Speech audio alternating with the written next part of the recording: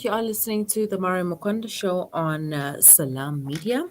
The racial classification system adopted in South Africa has generated much discussion. South Africa is marketed to the world as Mandela's Rainbow Nation, where everyone is proud of their race and heritage. But for some Black South Africans, there is such a thing as being too black.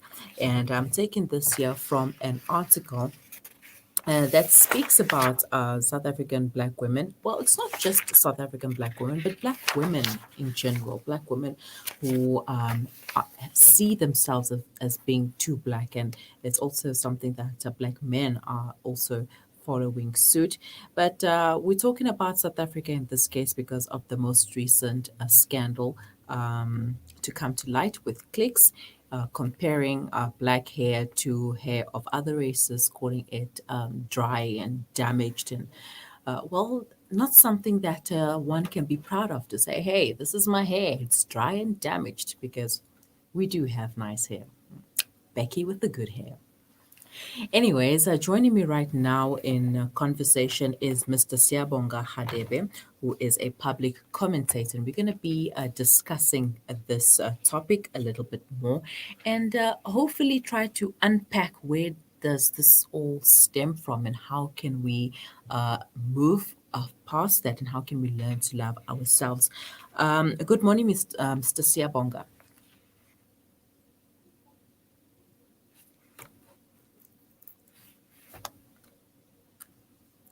All right. So, Mr. Siyabonga, first of all, I'd like to know where does the idea of being a too black stem from?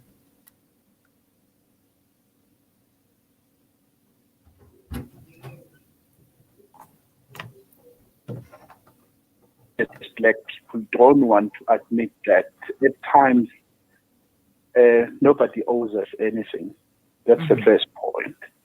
And the world is about a packing order of some sort. You know, even in the ecosystem, the weaker ones get eaten by the stronger ones. So as black people for many years, we have always occupied the bottom part of this chain of humans together, let's say, with the Native Americans and others. Others have even disappeared from this earth, including our brothers from Southern Cape, who are usually called the Khoisan.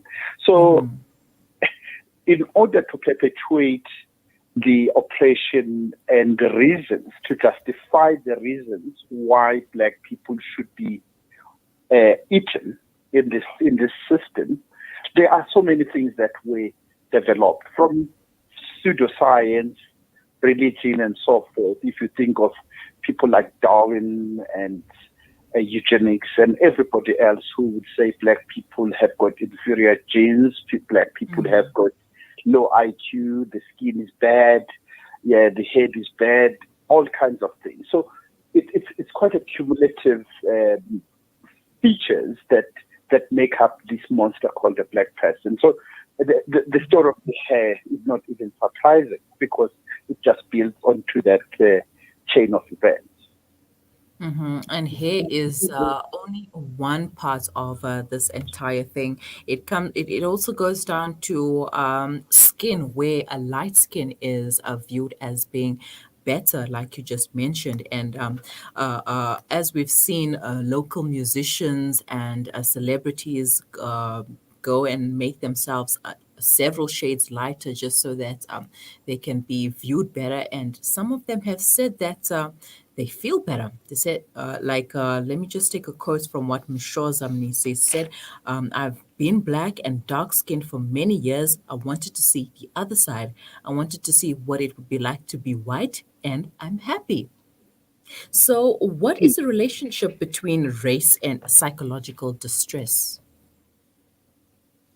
Well, the most important thing before we go to the psychology, you remember that whiteness is also associated with privilege and class and wealth.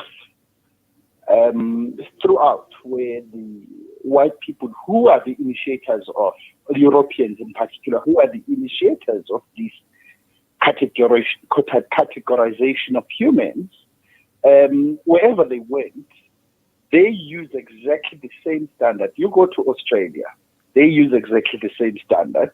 They went to the Americas, they came to Africa, they went to Asia. So in order for you to rise up through the ranks of race, can you imagine there's something like that, a hierarchy of race? You need to have white blood in you. So in this case, you would find that in order to confuse the entire system, if you go to Latin America, for example, they use what is called, well, I'll use a much more cruder word, which is the war of the sperm, which is you use the sperm to destroy air people. So in this case, in Brazil, they would call it improving someone. So the word mestizaje comes from there. Today, we've got people that are called the mestizo. So for some people, it sounds like a nice word, but this word comes from the original word from the Old Spanish, Old Portuguese, which refers to improving the genes of a human being. So then you create this class that is going to be in between. So these are colors, basically. This is what happened in the Western Cape. I'm not trying to be insulting or anything, but this is what they would create to say, let us live with them with force. If you think of GBV today, that's nothing compared to what these guys were doing. They would sleep with force with women in order to inject them with the purified blood of Europeans. So everybody wants to move up this ladder. Then because everybody is portrayed as beautiful if you are light-skinned and blue eyes and all of that. So it's not surprising when you find individuals using substances that contain hydroquinone and all of these things, because they believe, and they genuinely believe, that they would be crossing the Rubicon from being black to being white. And for them it makes sense, but it goes with delusion as well, because having lived in many countries across the world, including Europe, I would generally tell you that there's nothing different about being black or being white. You're just a human. But since the world was constructed in a specific way, it has caused a lot of psychological damage to human beings. And unfortunately, we as the ones that live today, we have to carry the burden of many, many years, and other people, because they know that perhaps there is something that you have to derive from this, especially in a country like South Africa, where whiteness pays a lot. So people are encouraged to even bleach their skins white, and they look quite horrible in my view. But yeah, that's how sad it is. Well, I will agree with you there with looking horrible, because it also does, it damages the melanin of the skin, the pigmentation, and with that damage, it makes it easier for other skin conditions to arise. And I've seen people with patches on their faces and bodies because of these harmful substances that they apply onto their bodies. So now moving forward to the clicks debacle. Um, there have been mixed reactions on this year. Some people fighting against clicks, and some supporting the idea of clicks and showing how different hair types they are with women.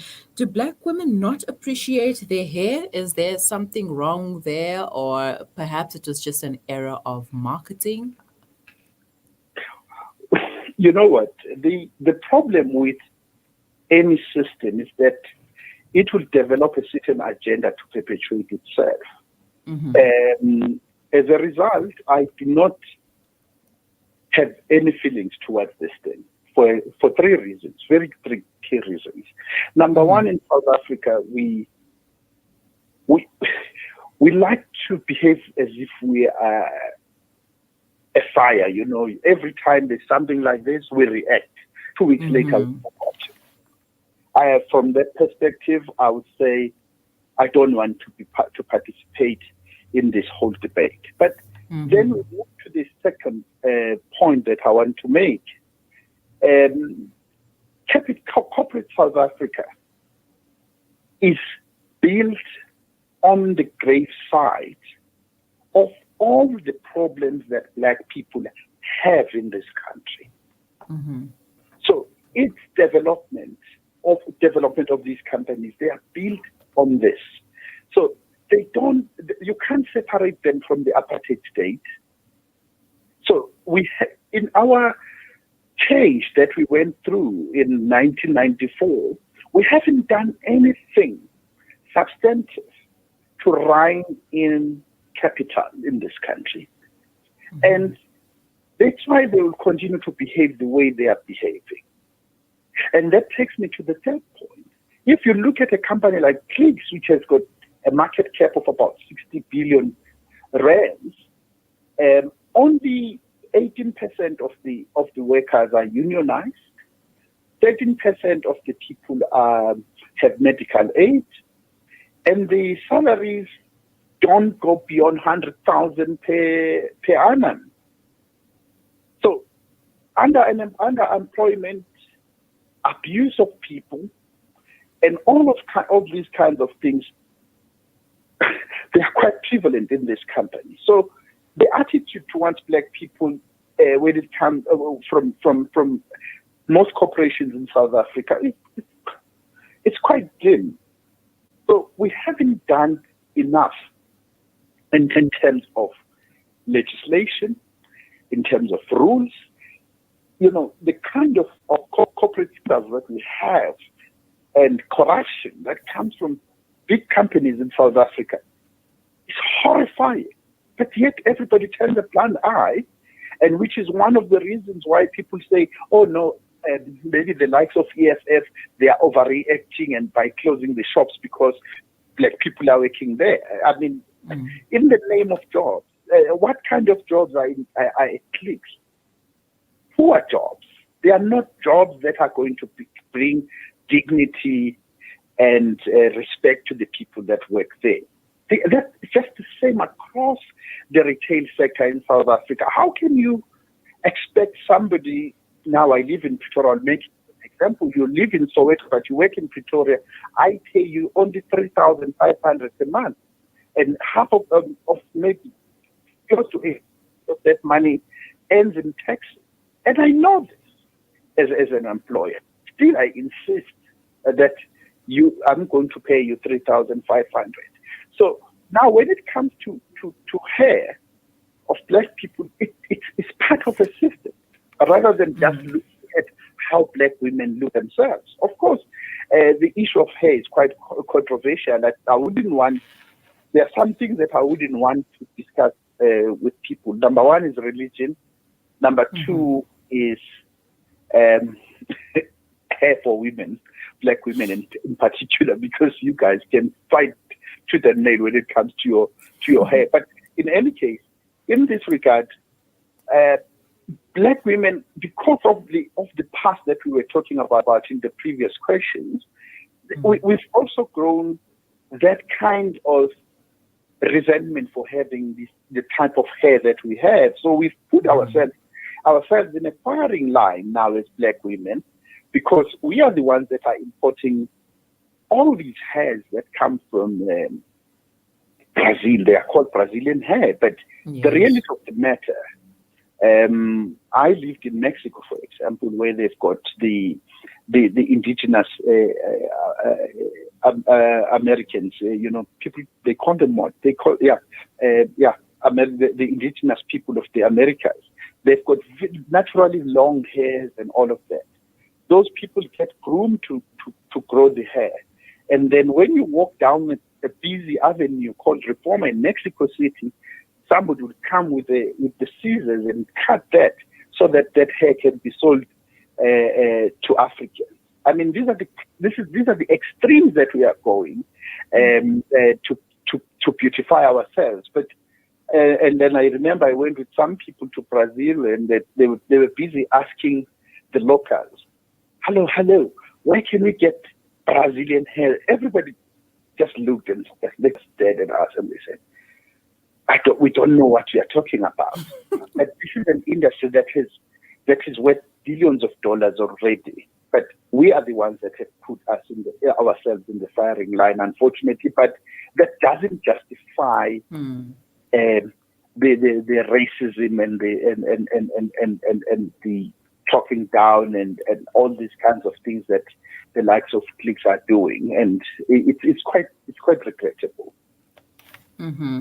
And unfortunately, I read a quote. Someone said that black people are the only race that buys hair from other races. You've never seen a white person wear an afro, like that. That's like an original African afro. Like we would go to the extent of getting this so-called Brazilian hair, which is not really all Brazilian.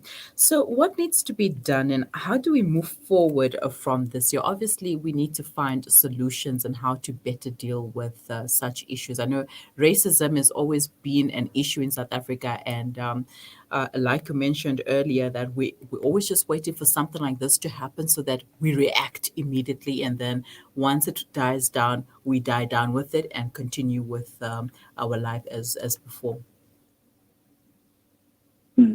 Yeah, good question. My view, because my background is I'm a structuralist in economics and in politics. I normally look at the structures rather than the cause, because what we are talking about now, how black people look at themselves, is more of an end product of a complex set of issues that we need to deal with. My view is that there are certain things that we should be doing to restore what you would call pride in black people. You know, when this whole political movement to free Africa after Haiti got independence in 1804, then maybe many years later, when people like Marcus Garvey and others came up in the U.S., they had hoped that if Africa could be free, with free states that are going to offer Africans the emancipation, the freedom, the black person would be free from the shackles of slavery. But looking, I think about 78 years later, is it how many years now? It's about 60 years later since the first African state got independence. That dream of Pan-Africanism and African pride has fizzled because we've lost hope. Generally, the African states have not come to the party. People are excluded from enjoying just basic freedoms, not even accessing economic power, but freedoms. We sit with countries that cannot uplift their citizens. We are sitting with governments that are abusive to their own people and all of that. But it's not only just governments, but also middle classes and upper classes in these countries, including South Africa itself. We don't care, in terms of true emancipation and extending the freedom dividend to people, because anything can only arise out of fertile soil. So now you are expecting me to sitting in a shack somewhere in a squatter camp. I don't use informal settlement. I use squatter camp for obvious reasons. You expect me to have a better image of myself while I'm living in poverty. Perhaps that's not even what preoccupies my mind at all times. I'm concerned about my safety. I'm concerned about my food. I'm concerned about my children. I'm concerned about all those basic necessities. So if we are not going to make sure that black people are not living the way they are living in poverty and squalor across the world, unfortunately, this is the case across the world. I've traveled through Latin America. I've traveled through Europe, Africa. unfortunately, that's the situation, because we have not been able to protect the image of a black person ourselves, even when we've got the power to do so. Even these companies, including Clicks, of course, he's an Indian gentleman, I think the CEO, but I would assume that there are other people in the board and in the executive who are black that should be protecting the image of black people. But that's the problem. Middle classes and upper classes simply don't care. They are not bothered. For as long as their interests are covered, they don't give a yes. They don't want to get involved. So my struggle, my poverty, and everything else is individualized. Can you imagine when you are poor and you are taking nyaupe in the street, how many times you get abused and called a monkey? You can't go anywhere. So fortunately, this one, because it affects those that are in the know, the upper classes, then we can make noise. But black people in this country are going through quite a torrid time every day. Just yesterday, there was a man that was killed somewhere in Mpumalanga, I think in close to Witbank there. There's a man that was attacked and killed in a shop for whatever reason. These are things that happen on a daily basis. But you and I, who have got secure jobs and that kind of things, and we can access information and all of that, we live far away from the reality that is happening on the ground. And to be honest, we do not care. We look after ourselves, and anything else doesn't matter. So this is a matter of changing also the mentality of the upper classes. You look at even at people that are said to be stealing money from, let's say, from the state or from companies and all of that, who are black. They don't even reinvest that money to their communities to defend them, to say, but these guys have got an idea, you know. So these are complex factors. So we need to give black people a dignity. And for as long as black people live in poverty, as long as black people have to go out and look for jobs in white companies, for as long as white people continue to feed us, or for as long as white people don't see, let's say, a threat or competition from ourselves, we are still going to see all these things. And the upper classes, and I think we've got probably, as Africa, probably the most selfish upper class in the world. Black people who are in the know, they are very, very selfish. Let us all admit, the educated people with good jobs, they are the very, very selfish people. They only think about themselves and themselves alone and nothing else. And our future is going down to the dogs because of them. Because these are the same people that occupy these CEO positions in companies. These are the very same people that occupy senior positions in government, senior positions in politics. They've got just the same mentality of selfishness. So if we can move away from our selfish corner and start getting involved in the emancipation of black people, something might happen. All right, thank you so much for your time, Mr. Hadebe. Unfortunately, that's all the time that we have right now. And have a wonderful day. Siyabonga, Mama. Thank you so much. That was public commentator Mr. Siyabonga Hadebe talking about black people and self-image. Entrenched in the minds of many Africans from a young age is the adage, if it's white, it's all right.